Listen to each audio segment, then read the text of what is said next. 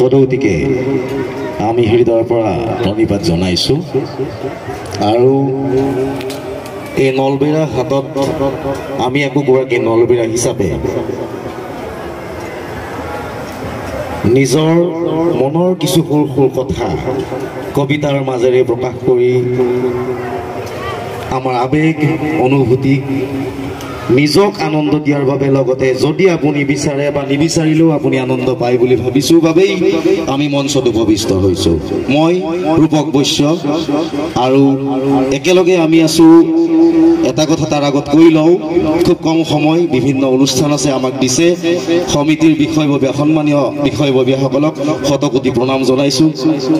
আচলতে আমাৰ কি হয়, ভাইৰেলৰ যুগ, এতিয়া ভাইৰেলৰ সময়ত এনেকুৱা কিছু লোক, এনেকুৱা কিছু ব্যক্তি খুব নীৰৱে নিতালে খুব মনে মনে বহু কাম কৰি থাকে, যাক নীৰৱ সাধক বুলি কোৱা হয়।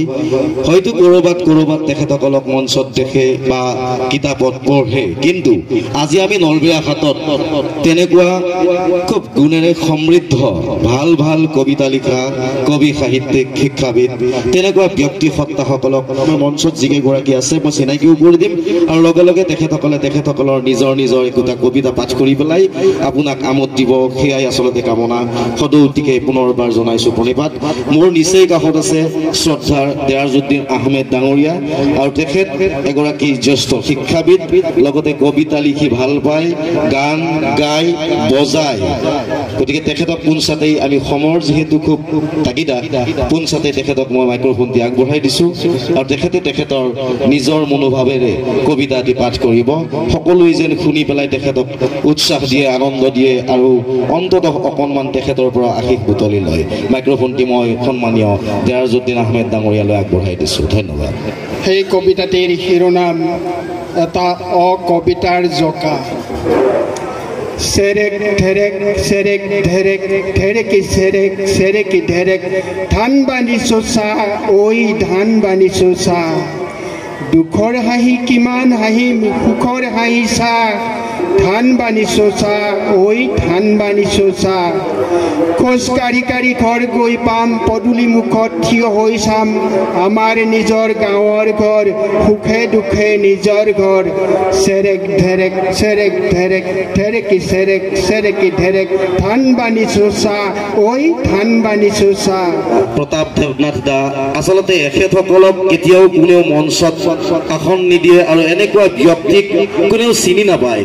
সেই প্ৰয়াসত মই ৰূপক বৈশ্যই এয়া পদক্ষেপ ল'বলৈ বাধ্য হৈ পেলাই আজি নলবেৰা হাত বিচাৰি লৈছোঁ। ধন্যবাদ। মই মাইক্ৰফোনটি আগবঢ়াই দিছোঁ প্ৰতাপ দেৱলৈ তেখেতৰ কবিতা পাঠ কৰিবলৈ। মোৰ কবিতাৰ শিৰোনাম এখন গাড়ী। এখন গাড়ী, চালক চাৰি, সৌভাগ্যৱান যাত্ৰী এজন। এখন গাড়ী, চালক চাৰি, নালাগে ডিজেল, নালাগে মবিল, বগা ধোৱা দেখা যায়। টায়াৰ নাই, টিউব নাই, ৰাস্তাৰ মাজে মাজে যায়। এখন গাড়ী, চালক চাৰি। বিশিষ্ট কবি স্বনামধন্য কমল কুমাৰ জৈনদেৱক মই মাইক্ৰফোনটি আগবঢ়াই দিছোঁ। তেখেতৰ সৰল কবিতা পাঠেৰে আপোনাক মোহাচন্ন কৰিব, এয়া আমাৰ বিশ্বাস। ধন্যবাদ।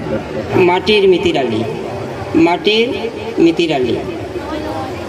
গছে ক'লে গছক, কি ক'লে? গছে ক'লে গছক, কি ক'লে? মাটিৰ সতে মিতিৰালি পাতি, মাটিৰ সতে মিতিৰালি পাতি, কিয়নো নোৱাৰো ল'ব সংবিধান বুকুত তুলি। ৰাগ কৃষ্ণ এইবিলাকো বিভিন্ন দিশে এইবিলাক কথাই কৈছে। মাটিৰ সতে মিতিৰালি পাতি, কিয়নো নোৱাৰো ল'ব সংবিধান বুকুত তুলি। আহা আৰু ভুল নকৰোঁ, আহা আৰু ভুল নকৰোঁ, যুঁজৰ সৈনিকলৈ পৰিণত নকৰোঁ নিজক।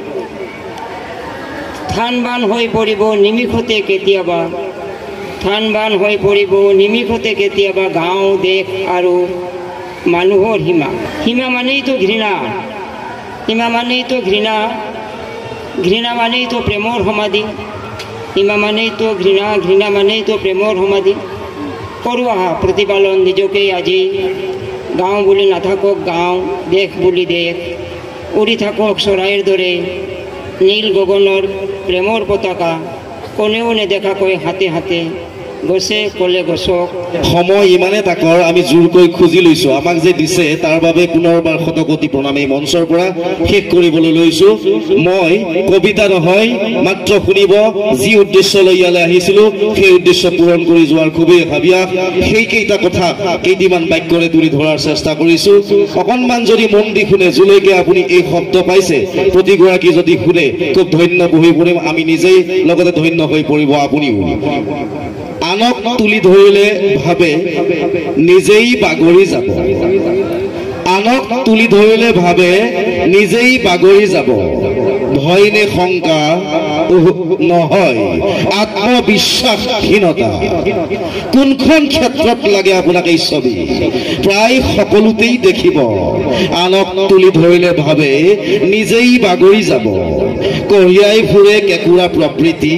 অযোগ্যজন নতুবা হীনমান্যজনে সেয়ে কৈছিলো এদিন অসমীয়া নামেৰে এটি জাতি আছিল বুলি আপুনি চকুলো টুকিব সেয়ে কৈছিলো এদিন অসমীয়া জাতি এতিয়া আছিল বুলি আপুনি চকুলো টুকিব ধন্যবাদ ধন্যবাদ ধন্যবাদ আমি সামৰিছো শতকোটি প্ৰণাম পুনৰবাৰ সকলোকে পুনৰবাৰ ধন্যবাদ ধন্যবাদ ধন্যবাদ